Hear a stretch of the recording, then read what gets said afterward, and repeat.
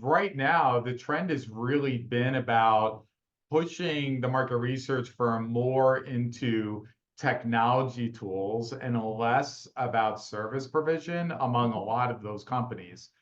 How do you think that fits into sort of this client experience CX paradigm that we're certainly trying to push in the industry, but how does DIY and the CX philosophies repel each other or overlap? I'm curious your take on that.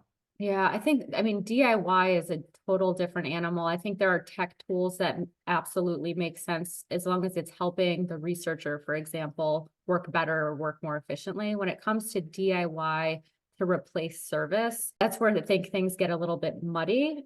If you were to Google the definition of service, it's really all about doing work for someone or the actual act of helping. Um, I feel like the human is stripped out of the equation entirely when you replace it with a tool.